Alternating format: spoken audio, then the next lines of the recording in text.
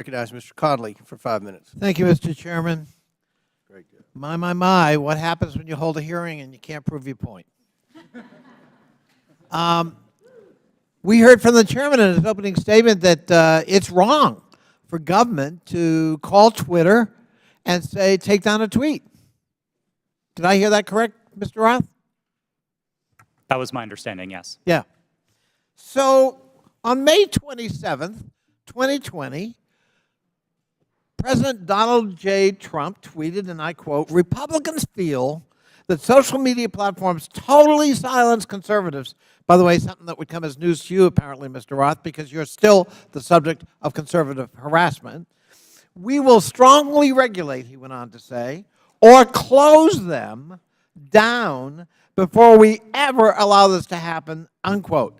Ms. Navaroli, doesn't that sound eerily like a government official telling Twitter that there's a threat, we'll shut you down if we don't like the content? I am not familiar with the tweet that you have referenced. Well, but if I just told you that quote without telling you who said it, might it have some ominous overtones from your point of view if you're still at Twitter? We'll shut you down. We'll regulate you. We will never allow this to happen. Those are pretty strong words. They are. Yeah. Okay. On September 8th, 2019, at 11:11 p.m., Donald Trump heckled two celebrities on Twitter, John Legend and his wife, Chrissy Teigen, and referred to them as the musician John Legend and his filthy-mouthed wife, unquote. Ms. Teigen responded to that email at 12:17 a.m., and according to notes from a conversation with you, Ms. Navaroli's counsel, your counsel, the White House almost immediately thereafter contacted Twitter to demand the tweet be taken down. Is that accurate? Thank you for the question. In my role, I was not responsible for receiving any sort of request from the government. However, what I was privy to was my supervisors letting us know that we had received something along those lines or something of a request.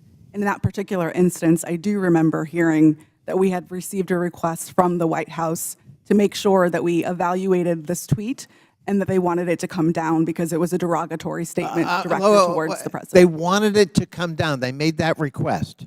To my recollection, yes. I thought that was an inappropriate action by a government official, let alone the White House. But it wasn't Joe Biden about his son's laptop. It was Donald Trump because he didn't like what Chrissy Teigen had to say about him. Is that correct? Yes, that is correct. My. You ever think it's appropriate for the President of the United States to direct or otherwise influence a social media company to take down its content? I think it's a very slippery slope. Mr. Roth, Ms. Gaddy, Mr. Baker, any evidence that Joe Biden's ever done that? Certainly none that I'm aware of, no. I don't recall anything like that. I'm sorry, that President Biden did what, sir? Has Joe Biden ever called Twitter, to your knowledge, or his White House at his behest, to take down content or urge you to take down content? I don't know the answer to that question, sir. Well, I'm going to have to conclude at least from 3 of the 4, you don't know. There's no evidence he's ever done that, but there's plenty of evidence Donald J. Trump tried to do that. And if we're going to have a hearing about the misuse of social media and the intrusion of government in the content on social media, we've got an environment-rich target, but it's not Joe Biden. It's Donald J. Trump, and of course, we don't want to talk about that. We don't want to talk about Russian bots and Russian fabrications using fake accounts on Twitter to a political purpose, and it's not to help elect Democrats. And we don't want to talk about 4 years of Donald Trump manipulating the truth and trying to manipulate social media and threaten it, or directly to try to shape it by taking down content because it was critical of him personally. And that's what we ought to be talking about as we move forward, not the subject of today's hearing. I yield back. Gentleman yields back. Chair recognizes Mr. Donalds for 5 minutes. Thank you, Mr. Chairman. Real quick, Mr. Roth,